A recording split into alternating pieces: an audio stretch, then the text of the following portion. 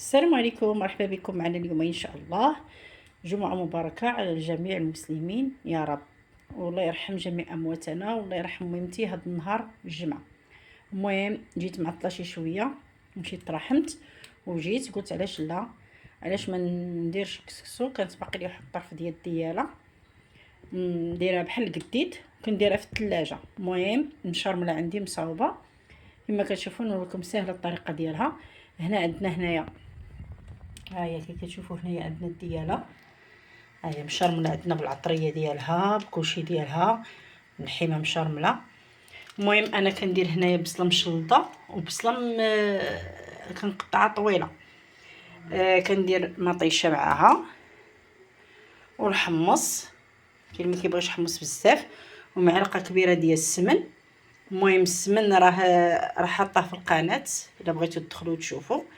العطريه كما كتشوفوا هنا شويه ديال الملحه، شويه ديال سكينجبير، شويه ديال الخرقوم بلدي، شويه ديال البزار والملون على حسب، حيت انايا مشرملاها داكشي علاش انا ما درتش عطريه بزاف. بالنسبه للخضره اللي كنديرها معاها، كندير هنايا معاها خيزو والقرعه الحمراء، واللي كيبغي بطاطا كنديروا واحد الحبه وربيطه ديال القزبور. المهم غادي ناخذوا الكوكوط ديالنا، غادي نحطوا فيها كلشي التوابل.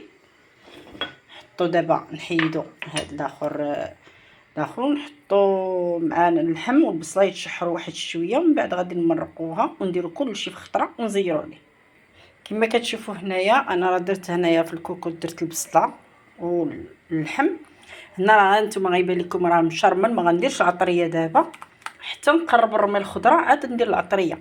نخليها تقلب في شويه ديال الزيت البلديه، ما بغيتش ندير زيت بزاف حيت اصلا راه فيها الشحمه.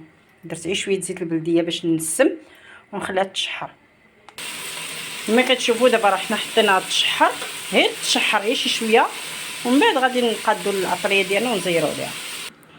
كما كتشوفوا دابا مرقتها وغادي نسد عليها مع اللحم كيبغي الطياب، نسد عليها وغادي نخليها طيب. وغنوريكم الكسكسو اللي كيجي سريع دا غير توجدوه، وغنوريكم على السميده غندير ان شاء الله. غادي نفورها وهانتوما معايا حتى نقدم لكم التقديم الاخير. ايوا الكسكسو ديالنا وجد لينا، اللي جا هو ساهل كما كتشوفوا. درنا هاد القصريات هادو بجوج، هادي ان شاء الله غنتغداوها. ها هو كتشوفوا كيفاش كيجي داكشي بنين معطر زوين بالعطريه ديالو. غادي خلينا هاد البنات تيجيو. دابا نتوما عارفين القرايه وكلشي. هذا هو كسكسو، ها نتوما بالقديد كيجي زوين بالحمص والقرعه الحمراء، ما تزيدوا عليه لا لفت لا حتى شي حاجه، كيجي هكا كيجي باللذه زويون. وشكرا بزاف على التعليقات ديالكم، شكرا بزاف على اللايكات ديالكم.